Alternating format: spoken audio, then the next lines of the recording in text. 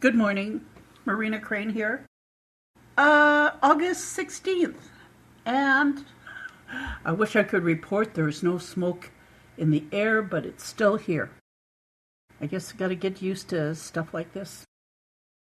So, there are 4 audios that I look through. I know sometimes that when I put my podcast, I think sometimes I get overwhelmed because I have too many videos that I want to share. But most of them are, I'll just give a brief synopsis. First, even, I don't know. You gotta understand, I live with First Nations. I am First Nations. And, under the umbrella of indigeneity or Indigenous. So I'm not Inuit or Métis. But again, to kind of slip over to the side of Métis, because like I said, in Minnesota, and there's so much history. Let me just put it, there is so much history that it really makes me want to challenge and get people to think. Because one of the chapters here is talking about trafficking. For me, being an Indigenous woman and understanding that I was born into this system, and yet even when I look at articles and I'm thinking, oh my goodness, it's such a deep rooted place that's been in place even before I was born, and most likely it'll still be in place even when after I'm gone. So what is the purpose of me talking about this in my podcast? Well, it's because to sort of people are always talking about consciousness, like it percolates, okay? So you got your subconscious percolating into the consciousness. And I'm going, so what is the point in doing that then if it's going to be historically repeating itself over and over again, this when it comes to mental health? Well, who knows? Who knows if any of my readers or listeners are benefiting? Again, hello, Darcy and Marie. And believe it or not, there are still some other people who, like Wednesday. If you're listening Wednesday, hello. So I'm really I'm really grateful that people find the topics that I talk about to be interesting, because I'm coming from an elder's perspective. I'm basically trying to say, look, I've been ignorant about this my whole life, and all of a sudden I've got this epiphany. Not really, but there are overtones in that. Okay, so I'm owning it, but I'm owning it in the sense that I want people to realize there are things that systemically I've just took for granted without challenging them, and then even when I'm challenging them, I'm not really understanding the purpose behind it, and then until something happens and I'm going, oh my goodness. Anyway, there are 2 clips. This one fellow passed away from suicide this past week, and it's tragic. It's tragic, but I'm trying to. Most of the clips or the videos that I'm going to be using has to do with some form of things that I can relate to, and it's just things too that I think for older people, in terms of trying to not police but understand what's happening to younger generation, especially when it comes to a behavioral pattern. Because again, I'm part of the behavioral pattern that changed, not knowing that I was actually taking part in it, or even thinking that my parents had and I'm not just saying my parents, I'm generalizing all population.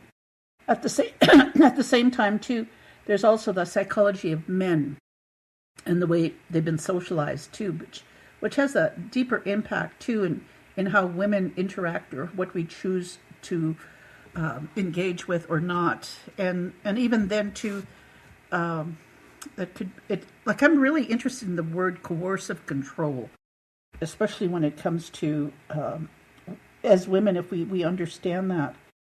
But so the first clip I'm going to be talking about is Jeffrey Epstein, and it has how it relates to historical things, because understand when the conquistadors came in the 1500s and they were attacking and taking girls, 13, 14, impregnating them back to Spain, and just the whole underground nature of slavery, even to the point too, like when they banned slavery from the colonies, and there was 100 years of just breeding, having plantations just for breeding, because it became illegal to ship by ocean slaves. And then also the transition during, like, around the Civil War, freeing the slaves.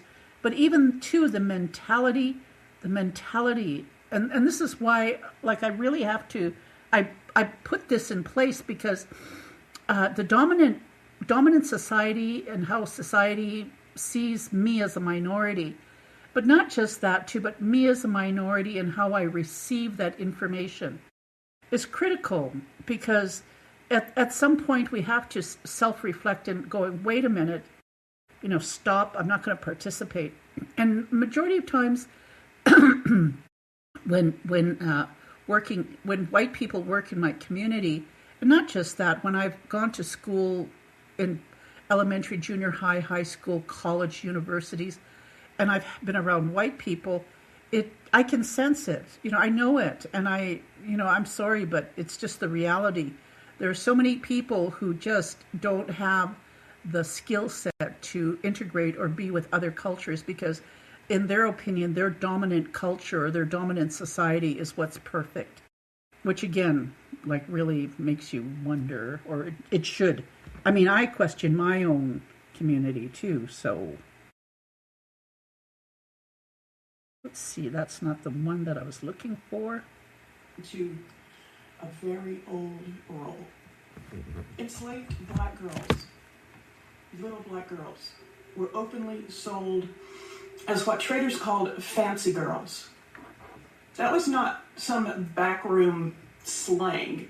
It was a market category. A regular enslaved woman in her prime, valued for labor, might sell for $1,200 to $1,600 by the 1850s. A fancy girl could sell for 2, 3, even 4 times that. Some documented sales reached $6,000 or $7,000. That was the price of a house in those days. The law made it possible. Enslaved girls could not refuse. White men faced no consequences.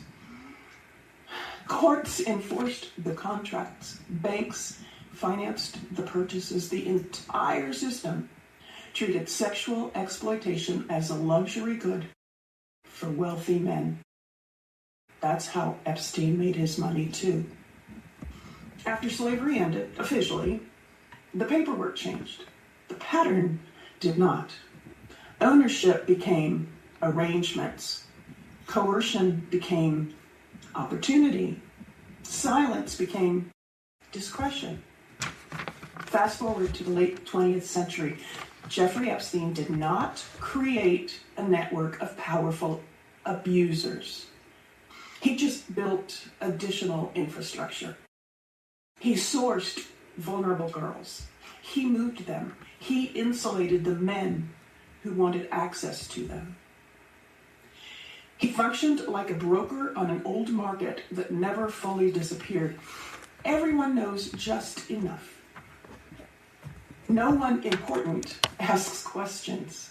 Institutions protect reputations, not children.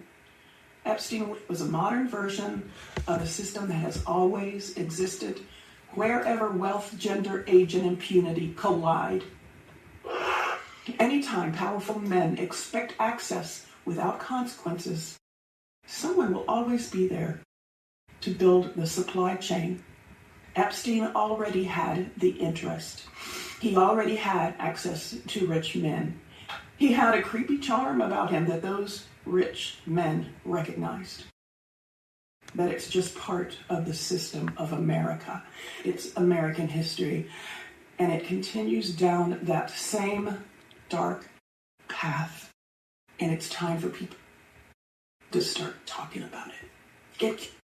So that's why, like, when I say get curious about it, because when I talk about Nathan Chasing Horse, like, and I'm not saying Well, okay, embezzlement, racketeering, and money laundering, those things weren't brought up in his court. It was had to do with sexual assault. But again, too, like when he came into my community, he was already the way men's attitude towards women was always there. So you got to understand too. Like when I talk about, like this lady talks about fancy girls. Okay, so and this is going to be critical, and if I trigger you, fine. But the reality, like in Calgary, there's sections, Bowness and Forest Lawn. Now these places were notorious, like, and Indigenous people hung out there. But you got to understand too, with the Indian Act and the way Indigenous women were treated, especially when you're declassifying. Okay, and again, the paperwork was already in play. Okay, so when an Indigenous woman loses her status, she has nothing. Okay, but understand this too. If you had a bit of white blood in you, you would be considered like what this lady calls fancy. Okay, so with black children, there were the ones who were either housekeepers, laborers, and then if you were a fancy girl, you were more valuable. So the premise here is that if you had mixed blood, other than Indigenous, you were this fancy person, in my opinion. Okay, so in these areas of Calgary, there was one notorious place in Calgary which was, like prostitution. Like they had this brothel, and sometimes when people are talking about Stampede, the Calgary Stampede, and just like where they're going to put this new Coliseum, and like they've really revamped the Calgary Stampede. There were sections of the old, like around the area of the Calgary Stampede, which had old dilapidated homes, and that was just entrenched with bootleggers, like people who were selling, like they were homeless people. There was a certain section where this whole new construction is taking place, the beautification of the Stampede grounds, which is hiding a lot of this historical stuff and how people treated Indigenous women. Understand this too. When Calgary first became incorporated, the first murder victim was an Indigenous woman, and that white man who murdered her did not even get prosecuted. How's that for history? Not only that too, but if you had mixed blood and you're a prostitute and you're Indigenous, that was like more money. And even then too, like where the railroad tracks are in the city there, historians say, well, that's where the Métis camped. Or even like in the Bowness area, like places where it was safe for Indigenous people to live, like sort of squat. A lot of the Métis were squatting there because, again, if a woman married a non-Indigenous person, she and her children did not have a home base. So anybody who did not have those papers in place could, were basically left for the wolves to eat type of thing. So how are you going to make your money? Well, even back then too, there was starvation. We didn't have a welfare system. Like I said, I lived off the land, hunting, snaring rabbits, eating, wild food. That's my upbringing.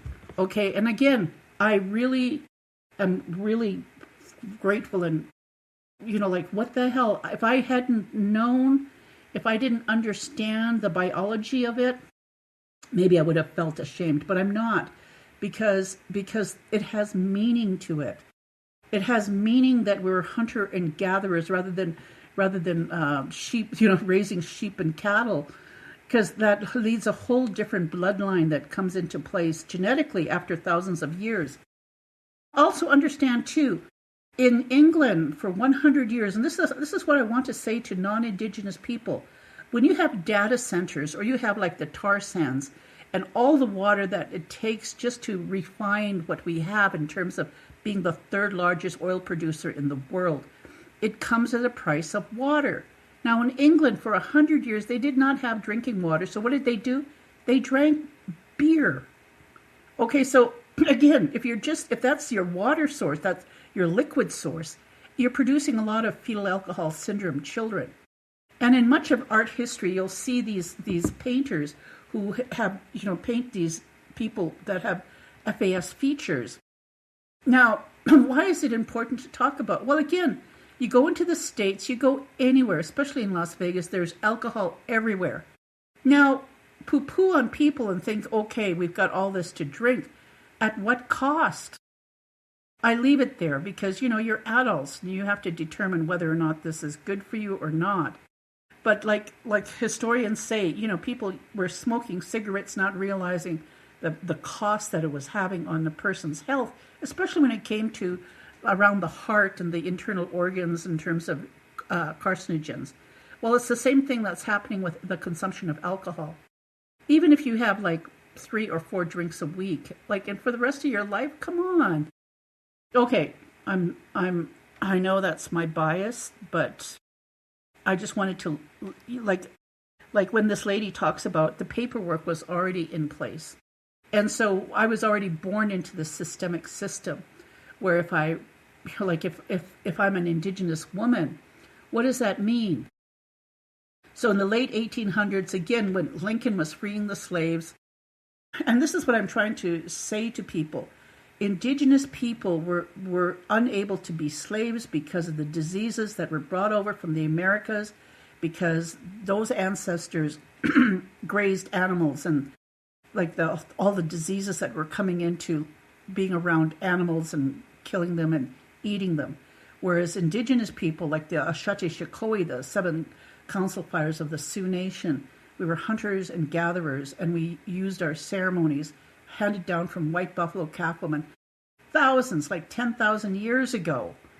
And so our bloodline we're O-type carriers, like a very rare blood type. We're universal donors. Now imagine that. If there weren't universal donors, and also too, 500 years of mixing with the rest of the world is what we are today. Okay, so again, the benefits of being Indigenous, not the fact that we're stupid, lazy, and good for nothing. Why? Because trying to enslave us killed us. The first 100 years, 5 generations of children dying. Even look in the Amazon and all those civilizations that have been covered over by jungle, even the pyramids in the Americas. I grew up knowing about these pyramids, even though it wasn't taught in school, because my parents traveled. And again, that's a different story. Take the good, the bad, and the ugly. A movie by Clint Eastwood, by the way. Anyway, the reality of the fact that when they did the Indian Act, all this change was happening when it came to slavery. And the whole fact, too, when it comes to women, girls, and how, again, the classification of being a servant or being a fancy girl. And so you got to apply this, too, with Indigenous men or boys. When they had the industrial school, that was just for boys, and that was for labor. Not because they would be ranchers or farmers, historically, to wipe away the shame of it. It was so that they could be the lowest of the low in the caste system, that they would be the servants or the slaves of ranchers and farmers because they could help with the livestock or with the farming. Now, the same thing with Indigenous girls. But see, at the time, they didn't want to include Indigenous girls. They just wanted to make sure that the Indigenous boys, again, patriarchy, would have some say. And so that's why, they just recruited boys. And the majority of the boys they recruited were mixed blood. They weren't, totally Indigenous. Some of them were, but the fact is, too, if you're fancier in the sense of being mixed blood, you came at a better price. Okay, so all this, this Puritan way of thinking, especially for me, I'm educated. I have 6% European blood. When I say that to people, oh, no wonder why you're smart. No. Fancy girls, fancy boys, that means you had some sort of European blood, but it made you even more desirable for being the house slave, for being, the worker in the ranch or the farming. Because the Indian agent had say over what you should and should not do. You bowed down to the Indian agent. They had complete control, monopoly over every Indigenous person they oversaw. They were like the overseer of a slave or plantation. Get that. Get your head out of the whole thing of like, oh, yeah, like they were kind to us. No, bullshit. Look at the Indian Act. That's why when people say, oh, you have all this privilege. Hey, fancy girls were prostitutes. Most of the Métis were fancy girls. Okay, and again, like when I say Métis had it worse, because it was also coming from their own people as well as white people. And even then, as an Indigenous woman who's full blood, who wanted to be a fancy girl, it was really difficult. Okay, but if you were full blood and you married a non-Indigenous man, all of a sudden your children would be considered like fancy, which make it even more desirable, like even more desirable. So you got to understand the whole nature of trafficking and why is it so delicious for people, especially immigrants, to target 14-year-old Indigenous children in Canada today in trafficking. This historical context of how colonialism recruited and groomed and segregated our own people by skin color. Like that's, again, when this lady's talking about what was happening, like with Jeffrey Epstein, you know, he just took advantage of a system that was already in place. It's the same thing with Nathan Chasinghorse. When he came into Tsuut'ina, he was just using a system that was already in place and knew how to use it. And that's why for me, when I say he thrived here. Why? Because the system was in place. The system was in place that it was a lot like to be a fancy boy or girl meant that you were elevated in a caste system. Now all that leads to a lot of how would I put it, polarization of people within the community. But then once you start educating yourself and trying to look at the problem of how our children are being looked after or neglected, not because we don't have the means to do it, it's because we don't have sovereignty over our own children. And so when I say like they're trying to pass a bill, I think it's S63 or S62. At the same time, they're trying to pass a bill S2. S2 has been in existence since the 70s. So changing the law within the Indian Act isn't something where, you know, like, okay, let's vote to get rid of Danielle Smith. For, you know, bang, they voted her out. That's not how our system works in First Nations, Inuit, and Métis communities. Understand this. Get this. 3 years ago, maybe 3 years ago, the government of Canada just started to recognize I think it's 9 Sioux tribes. Or like, I think 8 of them are Dakota and 1 Lakota. In Canada. My ancestors, when I say I'm Sioux, we didn't have a pot to piss in. My grandmother and my mother, if they hadn't married into Tsuut'ina status Indians, I wouldn't have had a pot to piss in. I'm talking like reality here.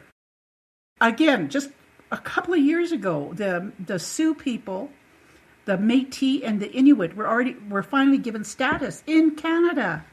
So smarten the hell up when, you know, you have a lot of these pretendians. You have a lot of these people saying they're Métis. You know, and I'm going, no. Look at the Sioux people and look at the Inuit people and look at the actual Métis people.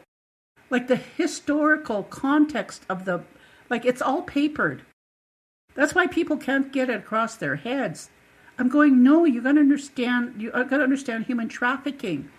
This Indian Act and the way systems were set up, systemic racism systems were set up to get rid of the Indian. And so when I talk about prostitution and human trafficking, it's all based on government protocols and paperwork. You know, like if you married a non-Indigenous person, you lost your status. You were open there. How are you going to survive? There were brothels. You know, and again, when you have all these workers, oil workers, man camps coming into the Calgary Stampede, who are they going to look for? They're going to look for fancy girls. They're going to look for boys or girls with mixed blood. And that's just the nature of it. That's systemic. That's just not indigenous to Canada. I'm talking about Hispanic and I'm talking about Black. I'm talking about people of color that have been historically documented, papered into this structure, this human trafficking structure. And it sort of, it's percolated from the bottom to the top. And you see it in white society with Jeffrey Epstein. You see it like that this was already in place. And all he did was just follow the paperwork. It's been historically in place. So that's why when I talk about the Indian Act and how it's there to be coercive, to have control over an ideology or a culture, I'm just not talking about Indigenous people. That's why when I talk about the Truth and Reconciliation Commission, there's a framework to help with racism, not just for Indigenous people, but for all people who've experienced it. Now, this next clip that I've chosen, it's a bit harsh, but again, to what's life without it being harsh. This is just the reality of the way things are in what's happening. Let's see if I can play this. Have you heard the story of Jason Arday, or more respectfully, Dr. Jason Arday? If you haven't heard this story, I need to share it with you because it's something that hits really close to home for me. So before I tell you what happened, let me first introduce you to him.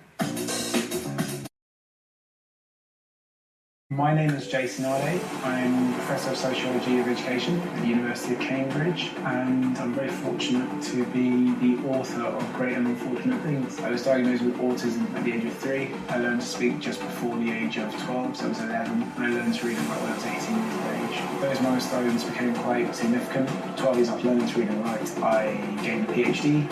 Upon completing that PhD, he became one of the youngest Black professors at the University of Cambridge ever.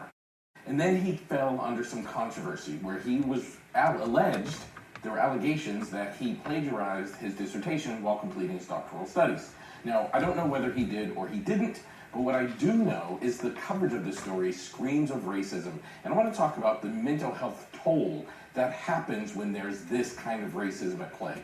Over the course of 9 days, there were 122 articles published about Dr. Jason Arday and whether or not he plagiarized this study, viciously attacking him. He screamed that this is affecting my mental health and my well-being. He resigned from that job, and then days later, he was found unalived in his apartment. And apparently, the unaliving happened at his own hands. Now, this hits really close to home for me, because when I entered in the field of psychotherapy, there was a very large organization that was dedicated to the practice of solution-focused brief therapy. And I was super excited to be entering in this field and to be engaging with this organization, writing books, speaking at conferences, speaking at their conference. And it became very clear to me very early that I was not welcome there, and it became very clear very early why. Because I was Black, and there had not been any Black person involved in this organization up until this point. They attacked me. They tried to ruin my career.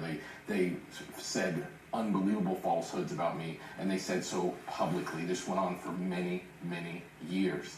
My mental health was significantly impacted during that time, and my well-being was significantly impacted. I can honestly tell you that if things hadn't changed, and if things changed significantly, that organization is now very small, very insignificant, and very irrelevant. And my brand and business has outgrown them by 1,000 times of what they once were. I've become the biggest person in our field, the most successful books, the most frequent hired lecturer, the most trainings done in the world ever, the biggest following on all these platforms. And I don't say any of that to brag. I say that because I'm 100% sure that had things stayed the way they were, I'm not sure that I wouldn't have ended up in the same scenario as Dr. Arday. I'm not sure that I would be here today. It was really that bad and that difficult. Some of the people that were doing this to me, I considered my colleagues, others my friends. And it just turned and got really, really bad for a really long time until it turned in my favor and I was able to break away from that situation. You know, racism is a very difficult thing because there have been white people that have lied on their resume and said falsehoods in their backgrounds, and those stories are not covered in the exact same way that Dr. Arday's story was covered. And we have to be really responsible with the way that we do these things, and we have to be integral with the way we cover these stories, and we have to be aware of our biases and how those things play out. And we have to be aware that when people are saying things like their well-being and mental health is struggling, that these can be the consequences. I did not know Dr. Arday, but I know the street he was living on because I lived there once too, and I know how difficult that can be. So my heart goes out to his loved ones, the people in the community that love him and will miss him.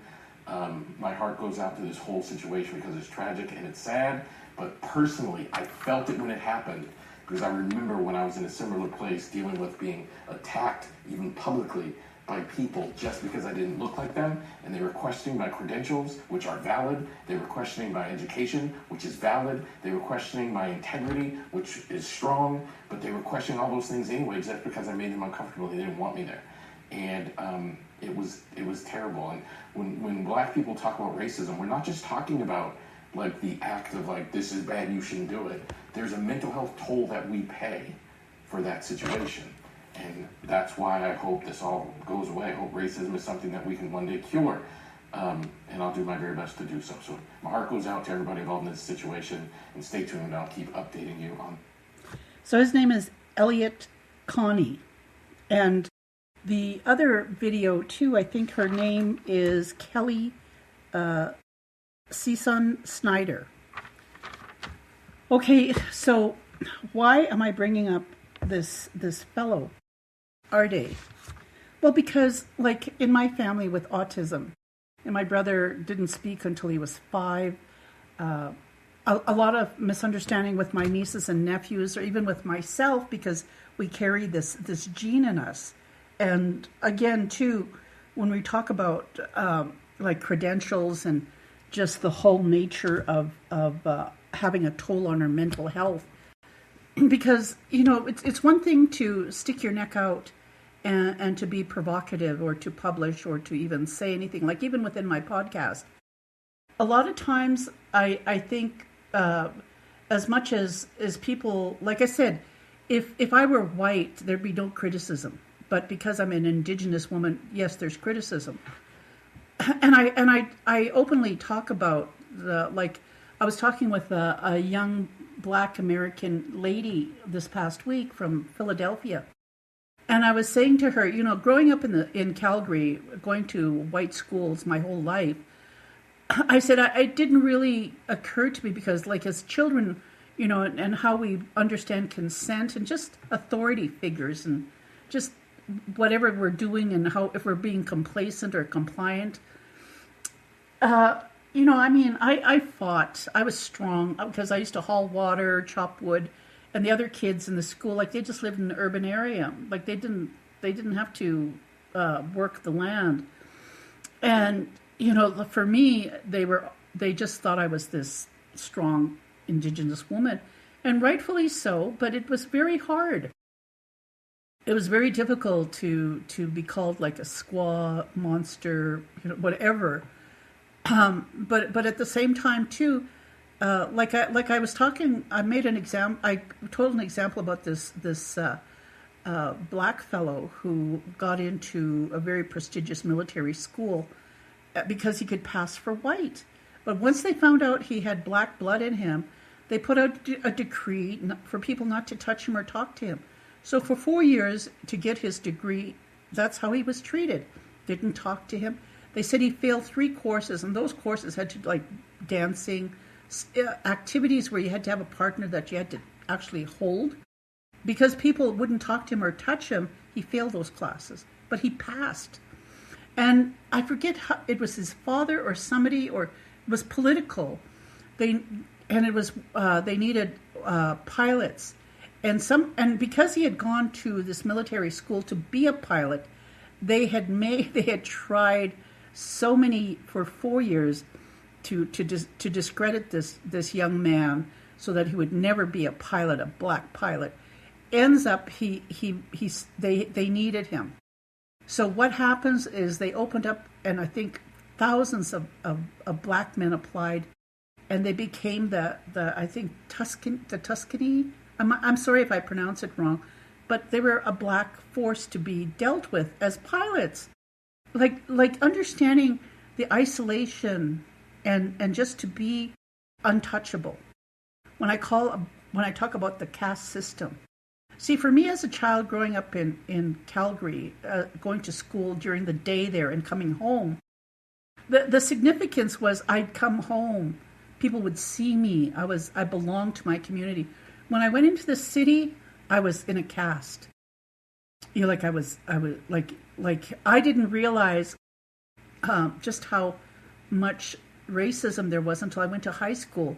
When the very children that I grew up with, went to school with, you know, you don't talk to me, you don't touch me. You know, and that in itself,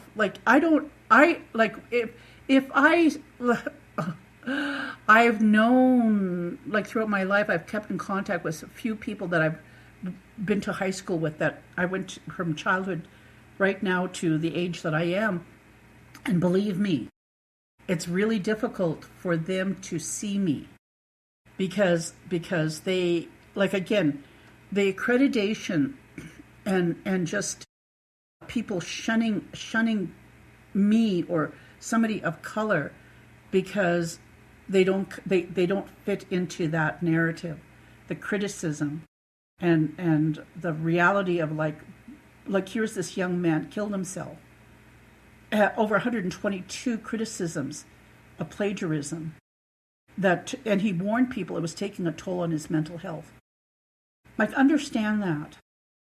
I mean, I ran away when I was 17. I didn't really know what it was that I was running away from. But I'm pretty sure when it comes to my mental health and the things that I chose to do and how I've struggled and I've been fighting for my mental health and understanding. This isn't an easy podcast by any means when I do my podcast and I talk about my life, but it's a source I'm hoping that people can relate to because it is important. It has historical context of why some people just get so comfortable and so complacent. And like the next clip is about the complacency, because I find too, with the advent of the iPad and social media, there's a lot of things that are happening to our youth that I truly believe that as older people we need to be really critical of exactly like what it is that we're teaching our young people.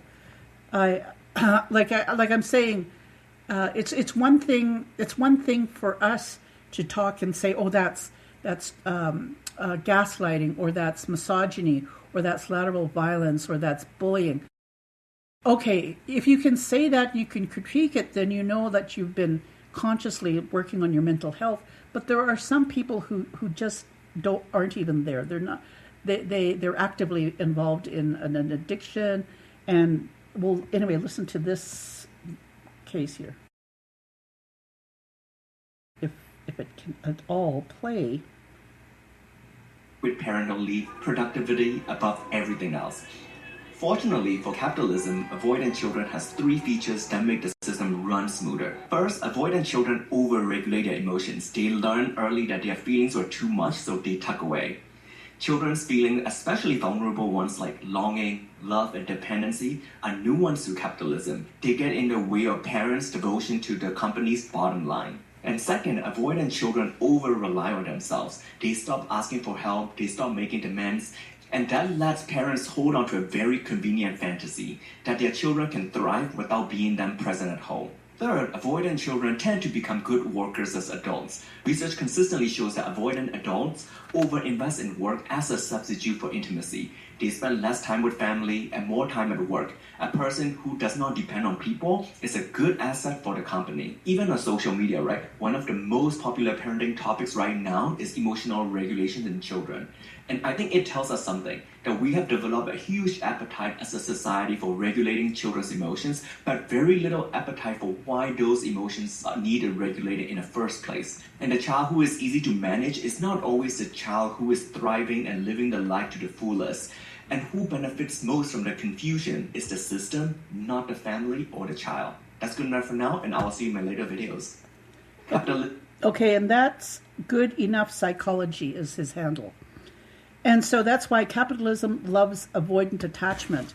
And again, when I go back historically to industrial schools and Indian residential schools, those were children, like why do these children need regulating? Well, like they become good slaves. They become, because they're not thriving, it's easy. It's easy for them to just, focus on the work or the task rather, like as a form of escapism. Now, again, I'm not talking because I don't know it. I'm talking because I've applied it. And regulating, like when I talk about avoidant relationships, and you're raised to believe that because you see it in your parents or your grandparents, and it's not their fault. It's the way the system raised them in those Indian residential schools. They, just like, they can self-regulate. They can self-regulate. No, they can't. They can't. And I think sometimes when we use social media or TV to babysit, that's saying, they can look after themselves. No, there has to be that interplay. There has to be that dialogue or that narrative with a human-to-human contact so you can understand conflict resolution, mediation, and negotiating skills at a very early age, so that you're interacting with another human being. I was very fortunate that I'm the oldest in my family as a female. Like I say, my older brother's name was Cheske, mine's Hapa. I'm very fortunate that I was blessed because I had a lot of interaction with my siblings. A lot of this, the word dichotomy, the ability to be in a certain situation where I was negotiating, mediating with adults as well as children. As a child, self-regulation, I know a lot of times when I've been very critical on myself, I've had to seek out therapy.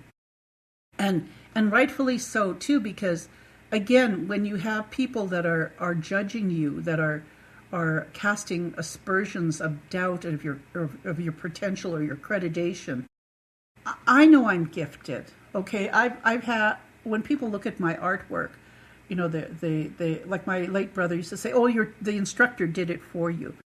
Like even when it comes to mathematics and physics, somebody did it for you or something. Like it always amazes me that when myself, this personality, this character I call Marina, that when I have reached a potential and that people automatically come out of the woodwork trying to discredit me. So, like, my heart goes out to this young man who committed suicide, who was the youngest professor in Cambridge. Like, it just numbs my mind, like that, to no avail, that there'd be so many academics who would criticize this young man. Like systemic racism. Like I said, when I look at my community and I see all these people that I've thrived with, who did not go and get a university degree, but yet the skill set when I interact with them, or just the validation, is so critical. It's been always very critical for me in understanding who I am and what I advocate for, because it's not something tangible. Like I said, if there were invisible helping hands helping this young man during a crisis, look at the potential of what he was able to do and accomplish, as he had invisible helping hands helping him with his autism. See, that's a misunderstanding of what it is to be neurodivergent. And so for me, in my podcast and when I talk about my life, I'm talking about that specifically. And that it's not an easy thing to be able to articulate what it is that you're trying to communicate to people who have some avoidant detachment disorder, or who don't or either they're actively involved in their addiction. So anytime that I'm talking, it triggers them to shut down. And again, too, even when I would warn people about Nathan chasing horse, it was because the system was already in place by former leadership. The amount of protection that men have had in my community who were serial rapists, or who had, and I swear, if I would say to the men my father's age, my uncle's age, any one of you men who haven't hit your wife, stand up, nobody would stand up. The place, it was already in place. And however we chose to participate or understand our own behavior, that's up to us. And my hat's off to all those young people, especially in Sutana, who have the courage to do something about it. No matter how hard the criticism is, we still belong here. That's what collective and holistic approaches mean to people. It's not something where a psychologist, social worker, therapist who comes from a different culture can come in and say, this is what's going to work, here's the magic wand, abracadabra. No, that time was in place with paperwork by the Indian agent, who was the overseer for all those people that he knew were mixed blood, became the fancy children. And part of that is part of the colonial construct that our young people are dealing with, not just in Sutana, but everywhere. Not just for Indigenous people, but everywhere. Everywhere that there has to do with people who are afraid to not understand other people's cultures. That's just my opinion. I'm here, like I said, I didn't want to overwhelm you with a whole bunch of other things, but my experience is that when men lose their job, there is a tremendous high divorce rate that comes with it. The only thing that I have seen as reliable of a tracker of a coming divorce, other than a man losing his primary wage earning function, losing his primary job, is the death of a child. I don't doubt this at all. Because what happens when a man loses his job? Our society rests manhood or worthiness as a man almost entirely on their ability to provide, their productivity, which, reminder, the patriarchy is a system set up by men. So what happens when men lose their jobs? How many of them turn to alcohol, drugs, or even violence because they have no ability to regulate their own depression and anger at the system, and they take it out on the people in their home? I mean, have you ever spent time around a depressed man who has never been given any tools to address his own feelings, who has been trained to outsource his feelings and blame them on the external world, to point at whoever's closest to him and say, like, you're the reason that I'm feeling this way? The correlation of job loss and divorce is missing the link of, like, what happens to most men when they lose their jobs? Because I know and have known a shit ton of women in my life, and I have never known a single one of them that would leave her spouse because he lost his job, unless he also resorted to substance use or abuse, physical or emotional abuse, or if after a prolonged period of time he refused to get help for his depression and expected everybody else to just coddle him and carry him. And even in those scenarios, I think the vast majority of women would give him a massive grace period to heal from those or to get another job. Videos like his are so ignorant and harmful because they paint women as gold diggers throughout their entire life. They're not just gold diggers in selecting the men, but no, the first time that a man has financial troubles, she's out again. I don't think there is any data that actually bears that out, absent the existence of other factors. My experience. So that's Hope_Peddler in her social media handle. And again, when we're talking about patriarchy and the whole notion of taking accountability for your own mental health, it's important in the sense, like when I look at it historically, when I see Indigenous women who married non-Indigenous men, they lost connection with their community, with other matriarchs, like their aunties, sisters, grandmothers, all the support system in place to help raise that child is taken away. That's why when I say I'm very fortunate that I was the oldest and that I had this interaction at a very young age, understand that, like that structure, that collective and holistic approach is crucial in child development.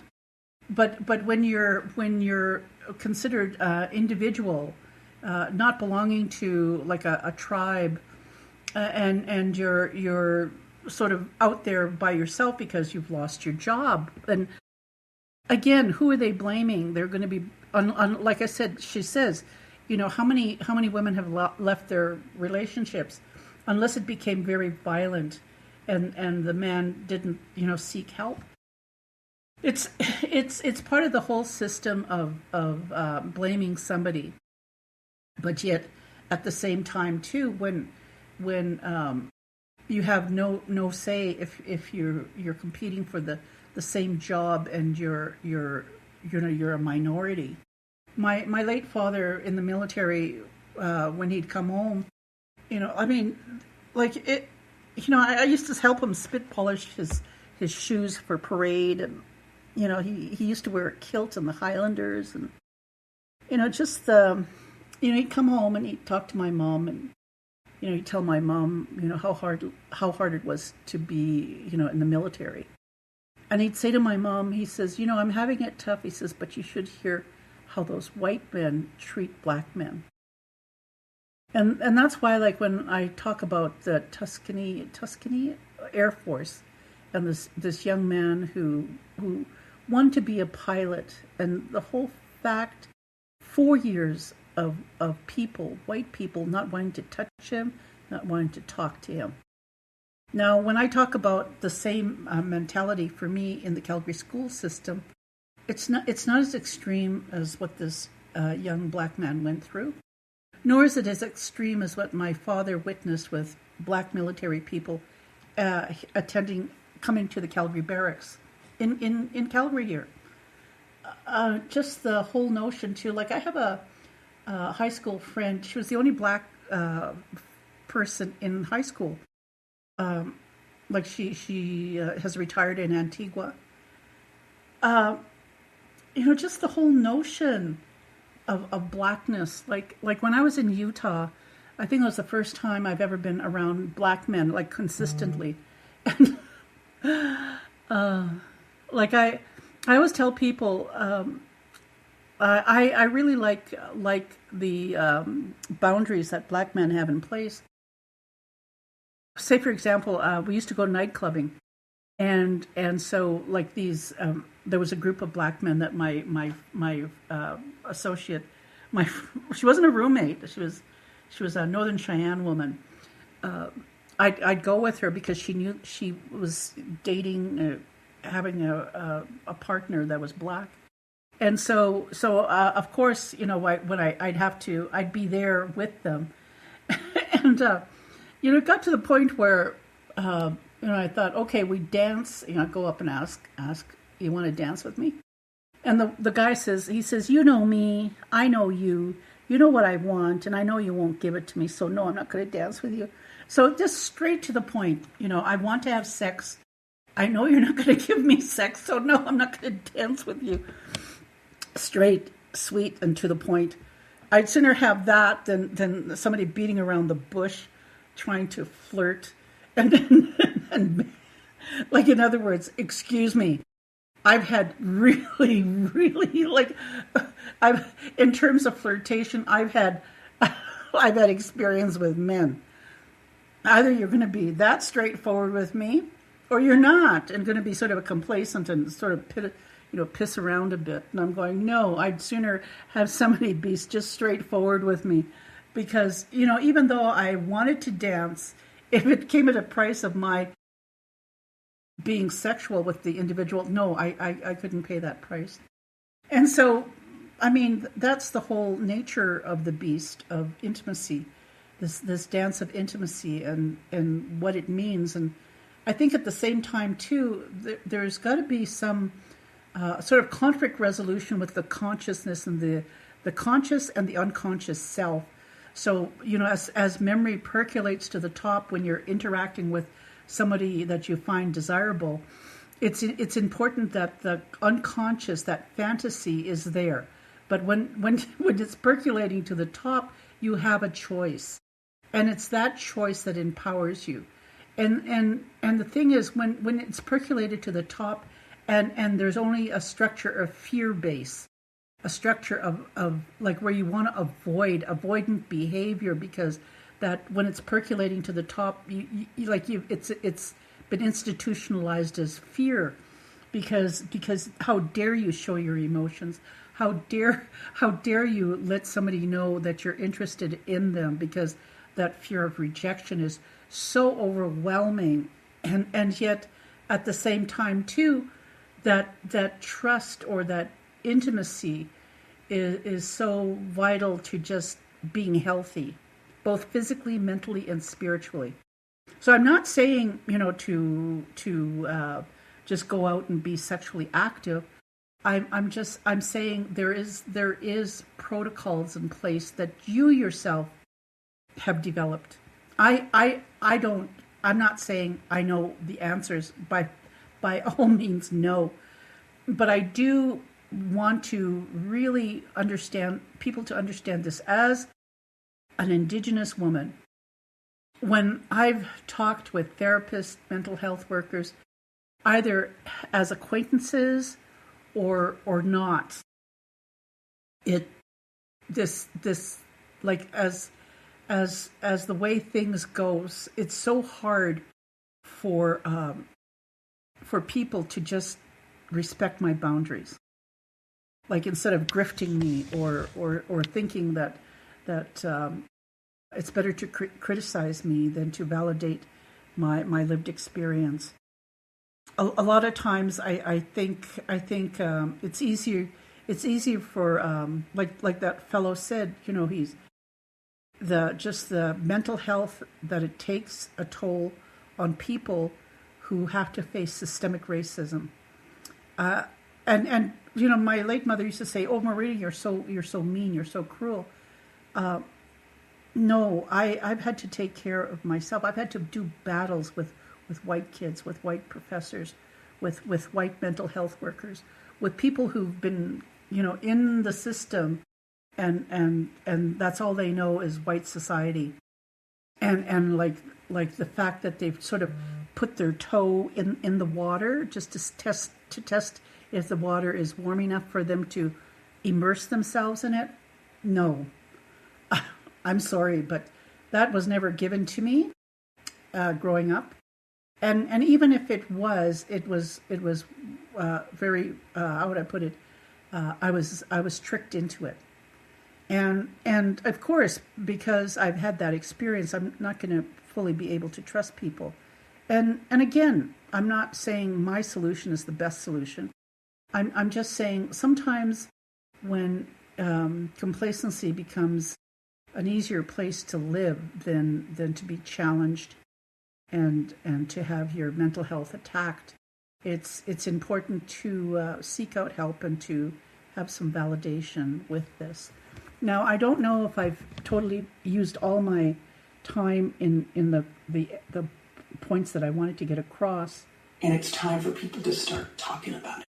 Get curious. So this Nellie Sisseton Snyder, and she's The Origins of Slavery in America. That's why, like I said, when you look at it and you, like for me as an Indigenous female, it's a lot easier to project it as over there in the United States. It happened over there. Now, I'm talking to a Black woman, young woman from Philadelphia, and I'm saying to her, this is how I felt growing up and going to school in the city of Calgary. This is how white kids treated me in terms of like not talking to me, not touching me. I said, even though I've grown up with them from childhood, from age 5 until 17, 18 years old, that avoidance, that like systemic racism, not to interact with me. Like, again, I told her about the Tuscany air, like the black air pilots of World War II, and how that was created the tenacity, the fortitude, the willingness, the inspiration of not giving up on your goals is so impactful. And that's why I don't like to use the word resilience, because no, how can white people understand resilience if they've never lived and breathed and sniffed in that isolation, that attack on your mental health, bombarded, like, excuse me. You can say, oh yeah, this happened to me as a child, and no, excuse me, no. Don't try and even put it there, because I didn't experience that as a child. And I think a lot of times white therapists or white people who are trying to study Indigenous mental health, like they shouldn't even go there. Why the hell would they go there when I dare to even do that to them because they're white? I wouldn't. Because, excuse me, I'm not white. How can I relate to you? But yet they don't see it as racism. They don't. So even like I said, this. And it's time for people to start talking about it. Get curious. Jeffrey Epstein did not invent a dark new crime. He stepped into a very old role. That's why Nathan Chasinghorse stepped into a very old role that had been established by the Indian agent, who again was complacent with making sure the fancy boys and fancy girls were the ones who were put into the industrial schools in the city, or were placed into Indian residential schools, especially in Tsuut'ina, because we were right near Fort Calgary. We were right there with all the Métis, and this is why I say a lot of the Tsuut'ina people, it's not documented, it's not in our course curriculum, were instrumental in the creation of the province of Alberta, because the settlers came in from northern Alberta starving. There wasn't wheat, they were planting potatoes. What happened is the Métis, again, these are fur traders who again were, the prize were Indigenous women, because the prize, it's more alluring to have mixed children. This is really, the fact is, they came down from northern Alberta, met with Tsuut'ina. Tsuut'ina, again, they intermarried with Tsuut'ina women. And again, for like the trade of goods, fabric, they'd go into the Treaty 7 area and they'd negotiate with the tribes for pemmican, for food storage, and take it up to northern Alberta to feed the colonizers, the settlers in northern Alberta. Like, excuse me, that's not written, but it's documented through Métis historians that have done the research in how Calgary was settled. So excuse me if I'm saying, no, there were brothels. Like, even as a kid, my going down into East Calgary near the Stampede and knowing that these people were looking for bootleggers. And again, this was a thriving area, like on Skid Row. Like, people want to say 8th Avenue or, red light district in Calgary. No, there were certain parts in Calgary that were. And understand this. When I say the Métis could go into bars and, buy alcohol, but, that's a double twist on them. And, just like I said, when you have, there's a distinction in terms of mixed blood and Métis. So a lot of times, a lot of Indigenous people didn't like Métis. It's just the nature of the beast of human trafficking. Like the lady says, we have to a very old role. Enslaved black girls, little black girls, were openly sold as what traders called fancy girls. That was not some backroom slang. It was a market category. That's why when I say Métis, it was a market category.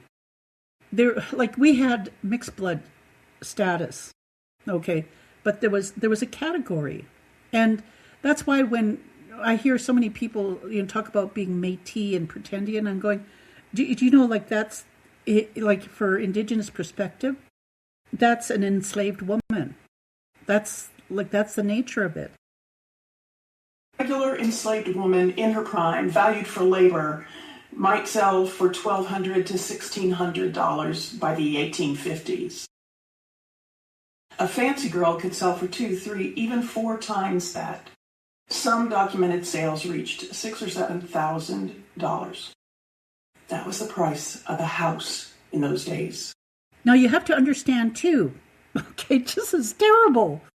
But when an Indigenous woman, say for me, if I married a white man or any man that was not Indigenous, like treaty status, like I said, 3 years ago it was the Sioux, Inuit, and Métis that were recognized as Indigenous people. Prior to that, if I were to have married a non-Indigenous person under the Indian Act, under the colonial system, every time I would marry, my dowry, whatever the hell my dowry right was, would be transferred to my husband. So, for example, when my sister married a Navajo, she received $10,000. Okay, so the price would go up based on the community that you came from, whichever, like, First Nations you came from. This was set up by a colonial construct for dowry rights, so that when you lost your status, you lost not only your community, your matriarchal system of support, your grandmothers, mothers, sisters, aunties to help you raise your children. You were basically sold to your husband for a dowry right. And, you know, like... That was the price of a house in those days. The law made it possible. Enslaved girls could not refuse. White men faced no consequences. Courts enforced... See, again, white men had no consequence. Like I said, the first murder that happened when Calgary became a city or a town, as a designated municipality, the first murder victim was an Indigenous woman. No consequences. So understand this, when a woman married a non-Indigenous man and the guy beat the bejesus out of her or murdered her, there was no consequence. So what happened to their children? Like I said, even today in 2026, you have Indigenous women who live in Métis, Inuit, and First Nations communities because we do not have sovereignty. There's a bill S63 or 62 in Parliament today that is supposed to give us sovereignty once it's passed under the Indian Act. That's law. That, you know, that they can take our children. They can put them in foster homes, group homes in the city that aren't run by Indigenous people. You know, give us our sovereignty. You know, why again treat us like treat our children like fancy children, that they get trafficked at age 14 in the city. Like, you know, when I talk about systemic racism and that the law has already been in place there, and the more we're trying to get the unconscious systemic racism percolating to the top and calling it what it is, as social activists out there, young Indigenous people activating our unconsciousness or validating when it comes to the surface and saying, this is our reality. This is why there's so many children murdered and missing Indigenous women. It's been there forever, and nobody ever gave a damn. Like, it's part of the law, jurisprudence. Like, it's diabolical. Enforced the contracts. Banks financed the purchases. The entire system treated sexual exploitation as a luxury good for wealthy men. That's how Epstein made his money, too. After slavery ended, officially, the paperwork changed. The pattern did not. Ownership became arrangements. Coercion became opportunity. Silence became discretion. Fast forward to the late 20th century. Jeffrey Epstein did not create a network of powerful abusers. He just built additional infrastructure. That's why I'm saying Nathan Chasinghorse just built different infrastructure. Recruiting by going to the powwow circuit, like making sure his cult members recruited. And all under the guise of this is the way Indigenous men treat our women. Like I have Indigenous yahoos on Facebook saying, oh yeah, I could have 10 wives if Christopher Columbus didn't come here.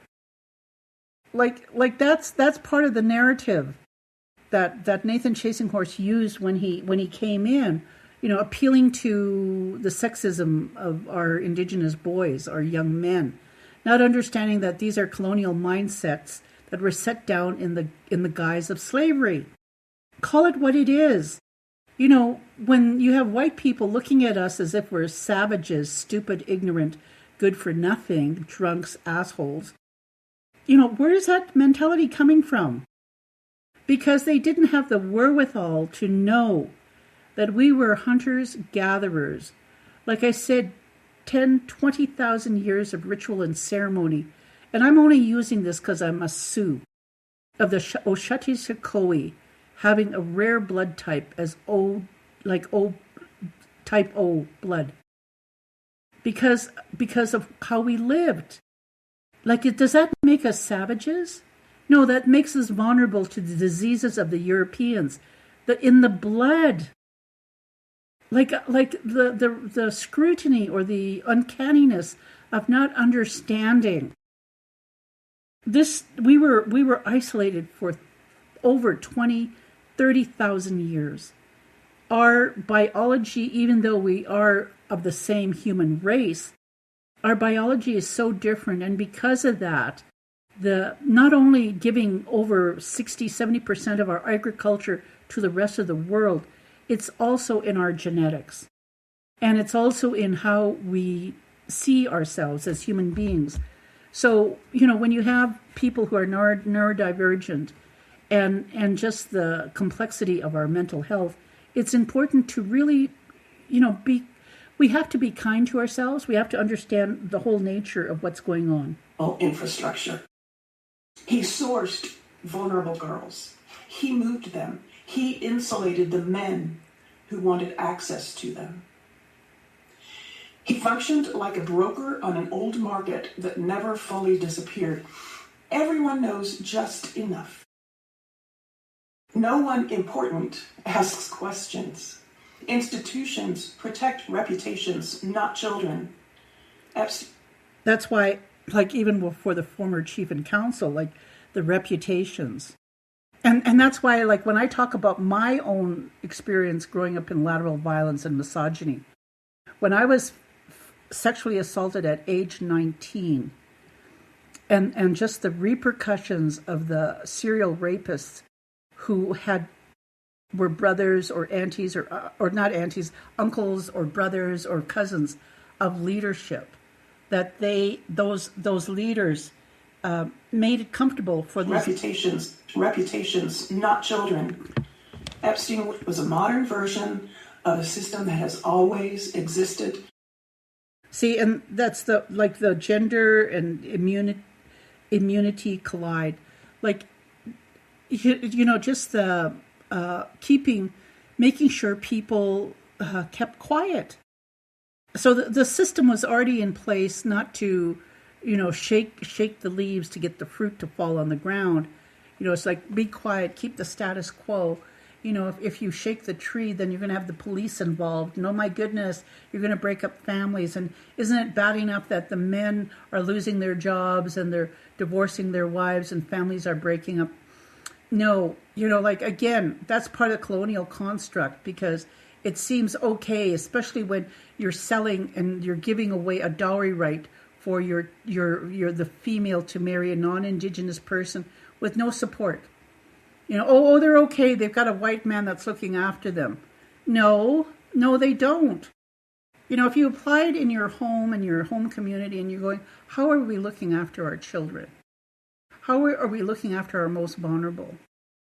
How are we making sure that those who have been victimized are being compensated for cruelty? Mental health cruelty. The fact is, like, where's the support? We talk about this young man who committed suicide, the youngest professor at a university, a young black man, neurodivergent. Then I say, look, you look at the victims of Nathan Chasing Horse. The one victim that is still alive today, who has had no compensation for the cruelty that has been placed on her systemically, lateral violence, for her to keep quiet. Where's the compensation for that? I can advocate and say, yes, I did not have any compensation for the lateral violence and the cruelty placed on me by the serial rapist that happened over 50 years ago. Okay? I'm not talking about sour grapes. I'm using an example that it took me 20 years for me to take this man to court, another 30 years for me even to talk about the systemic racism or the lateral violence or the misogyny or the mansplaining or all the mental health issues that were inflicted on me, and why people think I'm complacent because I'm not taking part in it. Well, the reason I'm not taking part in it is my boundaries to protect my mental health. See, I have made a choice decades ago, because there was nobody there for me. And that's why when I say, where's the compensation for the victims of sexual assaults within First Nations communities? I know some communities are very poor. I know that. But there needs to be some sort of network that's in place.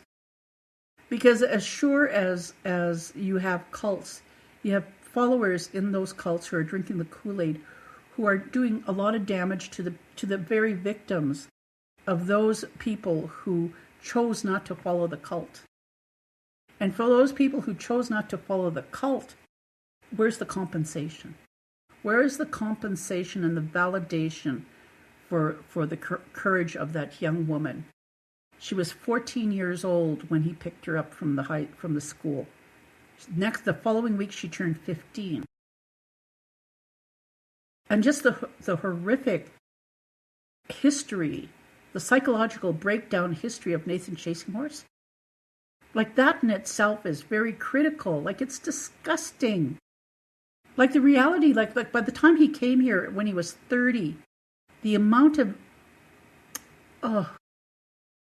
it's tragic. It's tragic to know that this man had followers who were drinking the Kool-Aid, and because they were complacent, the damage he did to children, the videotapes he had of what he did to children. I'm not talking 14, 15-year-old girls. I'm talking some as young as 10 years old.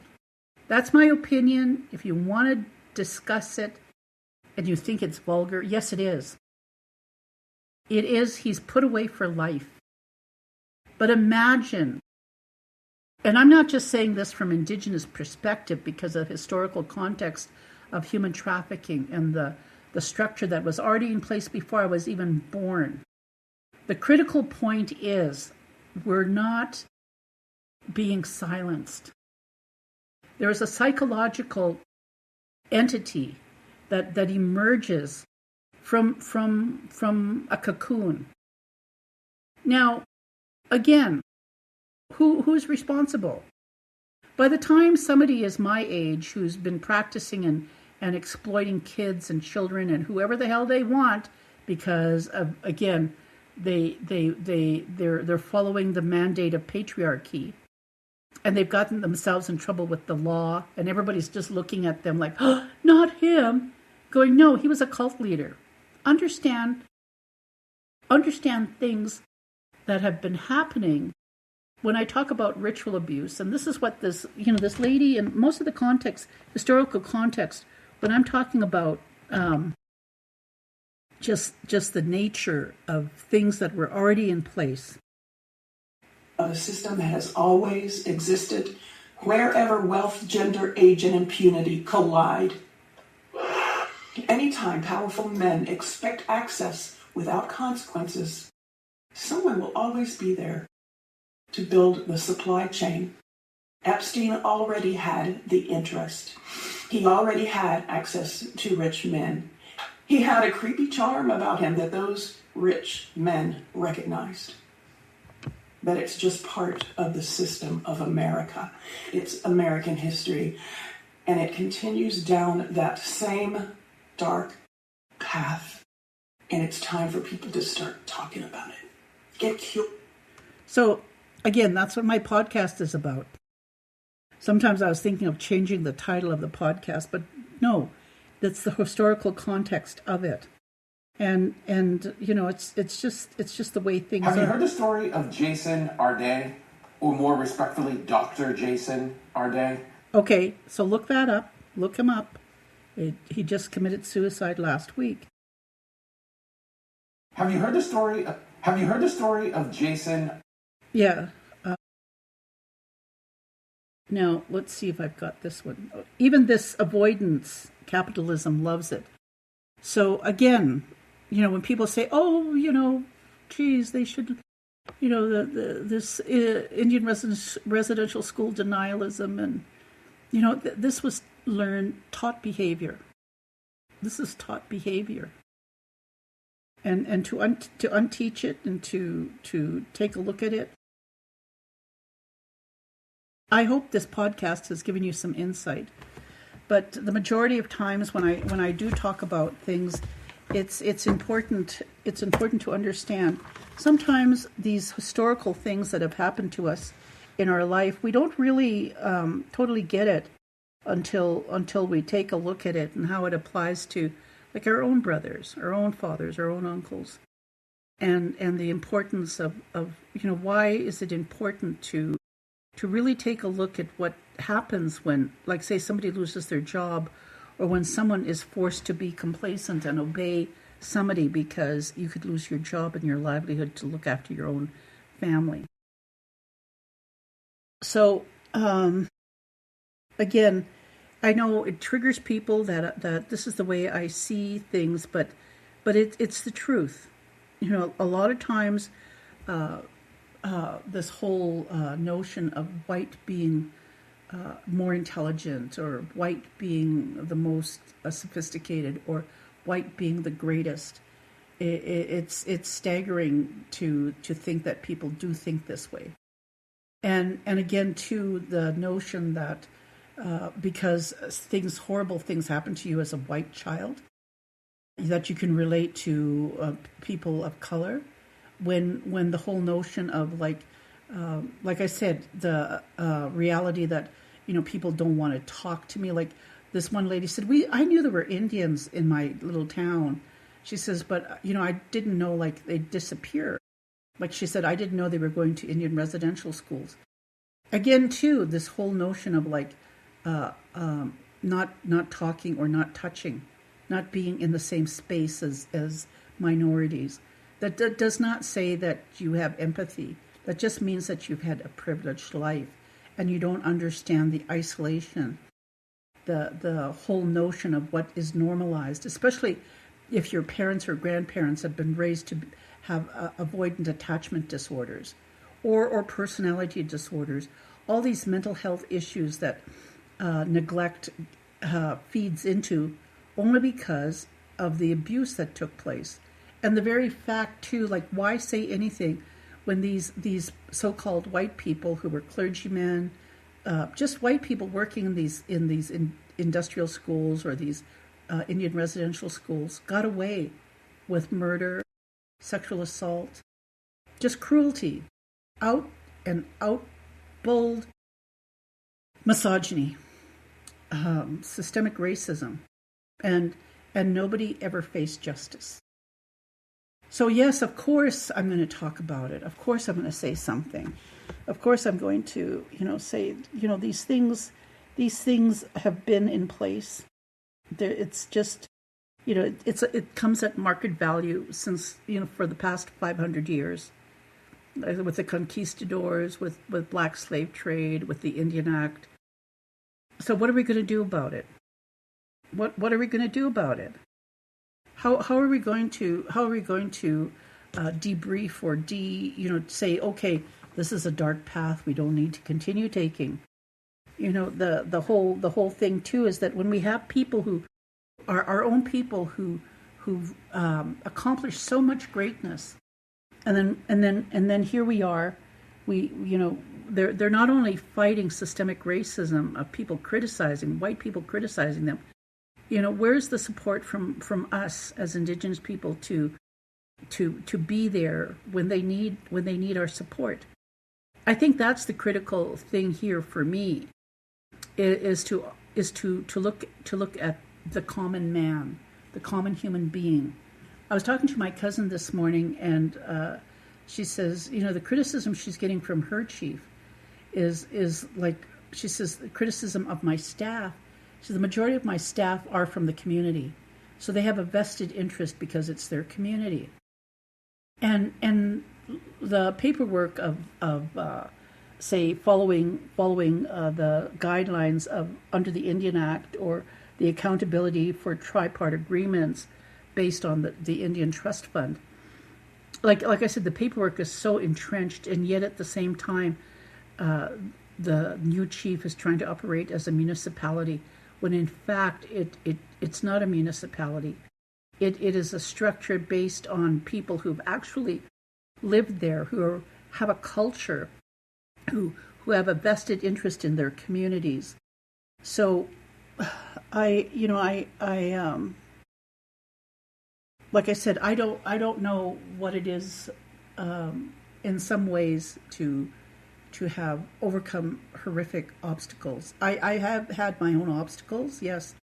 But sometimes when I read about people and I think about their lives, and I think probably part of the reason I want to do my podcast too, is years ago I took a philosophy course, and I was reading the biography of John Stuart Mills, the father of liberalism. Also, like even Shakespeare. Like these are men, so I'm sorry, but I know like I said, the paperwork is steeped in history. Who's telling the story, him or her? But with John Stuart Mills, what was so interesting is that he was the only child in a father who was steep into politics in England, in liberalism, and so John Stuart Mills was schooled, like homeschooled. Even when he went to school, like it was entrenched in this liberal way of thinking. And he became the youngest member of parliament. Now, understand this too. His life, he married a woman older than him, I think. But the thing is, like throughout his life, he never consummated his marriage. Like to me, that like I always thought, oh my goodness. Like when I tell people that, like I haven't been sexually active in 50 years, and I'm going, well, what's so stark, naked, horrible about that? Well, when I hear a young Indigenous man saying, I've never drank or touched drugs my whole life, what is so stark naked about that? These are our lives, our lives to live. And like Shakespeare, John Hathaway, he married her. Again, never consummated his marriage. Relationships with people is vital to our mental health. It's also vital to our creativity, and for me, having and networking with people, it has been critical in my own mental health care. And so, a lot of times when I try to talk about healthy human sexuality, I'm trying to discuss things that sometimes it's very uncomfortable for people to really acknowledge that these things have happened. These things or patterns do not change, but it's how and what we talk about that hopefully will get people into the idea or the notion that some things have to change. Our way of thinking has to change. And sometimes maybe because it's patriarchy, and and I use the a reality of like when men are trying to regulate their central nervous system, and say it has to do with gambling, pornography, and fast foods. The reality of it is like with gambling, you just stop cold turkey. With pornography, you have to ease out of it. It's the same thing with addiction to unhealthy foods. There are certain behaviors in terms of dopamine that, as men, you have to understand how to balance your central nervous system, and slowly weaning yourself off in a period of 3 months, and then not participating in these activities, like I said, pornography or gambling, pornography, and food addiction for three months. That you will see the change. You will see the change in your central nervous system. So it's the same thing with women, and people are looking, what? No, it's oxytocin with women. Like you stop gambling cold turkey, you ease off on the pornography, and you ease off on the fast foods. Same thing in regulating your central nervous system. And again, too, if you have this avoidant attachment disorder, it's pretty difficult. And even then, if it's compounded with personality disorder, like a double whammy, and if again you're bipolar, oh my goodness, like that's why, I'm not an expert by the least, and I'm not saying there's a solution to everything. I'm just saying the complexity of being a human being is so diverse. It's a huge mystery. It's creator, grandfathers, grandmothers, this huge mystery that's here for us to engage with. And so, when I talk about these things in terms of everyday living and what we are hoping to be capable and be able to survive every day. And I'll close off by saying this, because sometimes people, when they look at First Nations, Inuit, Métis communities, and they say, how can you live with so much tragedy? How can you live with so much death? Now, the 4 years that I, as a senior adult going to university, the question was, how many people have you known that have passed away in the 4 years? The majority of non-Indigenous people in my classroom, there was maybe 2 that had maybe 2 deaths in 4 years. And when I counted, I said, I know over 50 people. And I said, not directly, but even in my spider web of socialization and people that I know, it's people say, well, how can you endure that? How can you even have some mental health balance? Well, I use the story again. We had a death. One of the men, a couple of years younger than me. My childhood friend, she's a couple of years older than me. She says, Marina, when I hugged his siblings, their bodies were just hot. And I said, that's their central nervous system kicking in because of the shock. I said, even for me, memory of losing people I love, and those that love me, and just the shock. Like all of a sudden I'll experience this extreme headache. So I challenge you, when you do experience death, check yourselves in the sense of monitoring your physical health, your body temperature, whether or not you're going through some anxiety. Who do you call out to talk to just to have someone listen to you? I miss that. I miss my mother. I miss her cooking me soup. Somebody, cooking for me. Little things that I miss that are vital in releasing them, because when you release somebody, that means you're evolving as well. So I know I can go on and on about things, but it's vital in the sense that everything that we think we can put off to the next day, like giving up gambling. Like, I'm going to do it. I'm just going to go once a month, or like I have never been one to go every day or every week. One weekend, I challenged myself and this other lady to go play bingo throughout the whole day.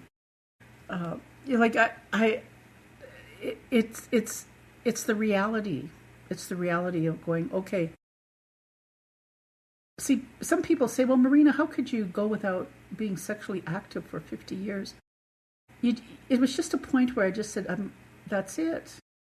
And it wasn't like I hated men, or I hated like the attraction to men. It was just the notion that I just felt there were some issues that I had. And most of the issues that I do talk about in my podcast. That I had to do some self-regulation, I had to do some self-reflection. And also just the amount of people that I befriended, people that have gone by the wayside, and just the nature of being present. That's all I can say is like when I try to understand things and say, okay, I can stop this because I had the ability to do this.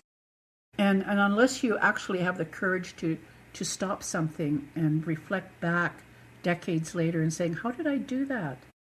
I was so scared that I was going to end up lonely and isolated. And I am lonely and isolated, but I'm not sad.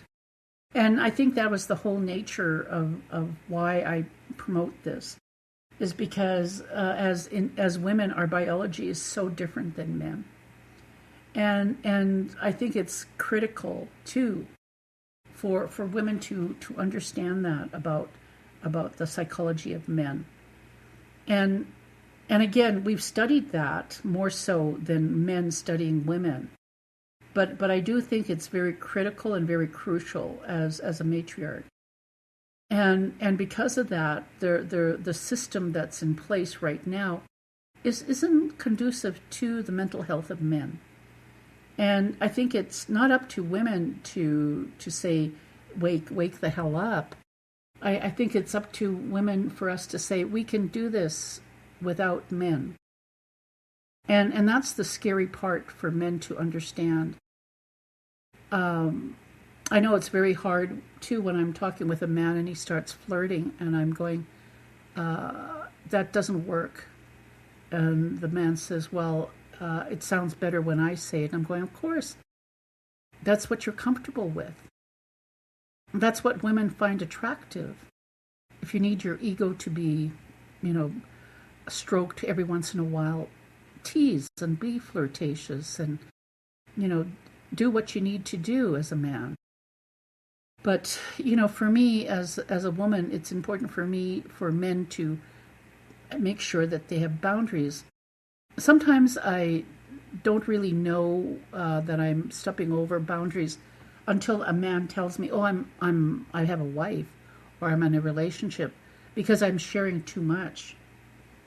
And yet at the same time, too, I'm also very ignorant and not understanding when it comes to bisexuality.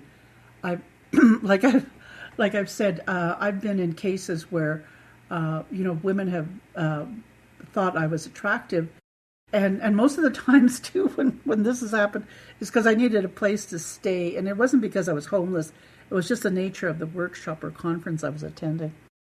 And the one lady was from New York, and she had to leave early in the morning to catch her flight out of Calgary. And this was at Banff, and she woke me up 3 o'clock in the morning, and I thought, oh my goodness, I'm snoring.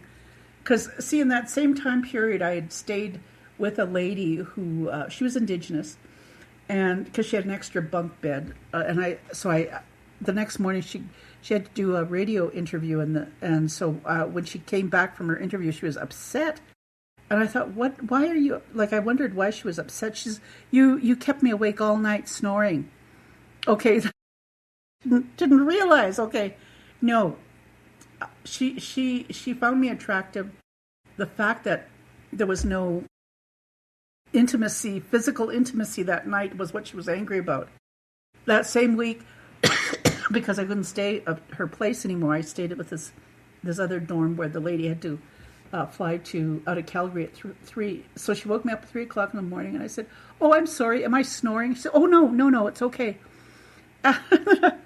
She left, and I thought when I woke up, that was really strange. Her waking me up 3 in the morning. Why? Again, to have physical intimacy because they're attracted to me. Again, I'm so naive and not understanding, or them not putting boundaries down or letting me know. But it always has to do with anger, like they're angry at me because I'm not I'm not aware of it. And it's the same thing too with men. I mean, my friend had brothers, and the one, he was like a huge Sasquatch, a huge, strong, like muscular, like he was. I walk into a public space with him. People would be scared of him, and I'd go, anybody can come to me. He'll defend me. He was like I mean, there's horror stories I can say about him, but it's his younger brother that had been talking to. And I understand this too. These men aren't just like, when I say single men, they were fathers. They fathered children. So for me, sitting and talking with them is interesting because, I'm thinking, okay, their boundary is that they're in a relationship and they have children. No. They had other things in mind. And so here I was talking with my friend's brother, how, sitting in the kitchen table talking. All of a sudden he got up and walks out. And I thought, that's really strange. And so the next morning, about 11 a.m., phone call, I answer the phone, and it's for his sister. He's on the phone asking me to talk to his sister. So I call her and I said, yeah, it's your brother, Saul. And she gets on the phone. Get this, he was so mad that I rejected him, which I didn't even know I was rejecting him, that he walked from her place all the way to the northeast side of Calgary, which is to the airport. That's like a long way to walk, physically walk. He was so mad, so enraged that I didn't take notice of his advancement. So like I said, I'm not, like, I may come across like I'm so intellectual and saying all this stuff about healthy human sexuality and human trafficking and all these theories or conspiracies. And some may think it's conspiracies. You have the right to think that. But the reality is I'm a human being. Unless somebody actually has a conversation with me, and it could be because of my autism too and other things, but for me that's a part of my own personal life experience, and the reality of, like, there are some things that people just kind of think it's funny, but for me that is the reality. I think sometimes like my relatives just think, oh, Marina, why don't you try this or try that? And I'm going, no. I don't need to be in a relationship with somebody who's has coercive control issues. Little things like that I see, but other people don't see. And so for me, I'm happy with my life. Like I said, it's been 50 years this fall. And I never thought, I really, really never thought. I had always thought that I would meet somebody that I would settle. I would, have children, but it never occurred to me that I would live my life this way, and that part of the experiences that I've had are important to be talked about to help other people who are struggling with how they live in their environments. So with that, I want to finish my podcast.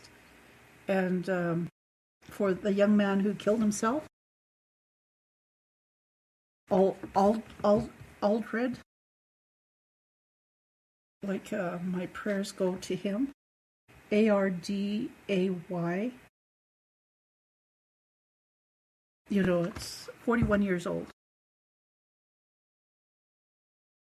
And for those who are grieving and or for those who are just feeling isolated and alone and sad. There are, again, my message, there are invisible helping hands. I think sometimes sometimes it's harder for men to reach out for those invisible helping hands.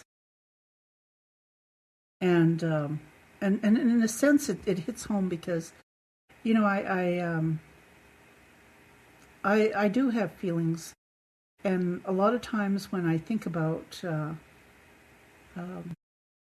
what's out there, sometimes I don't think it's easy for men to reach out and show their emotions.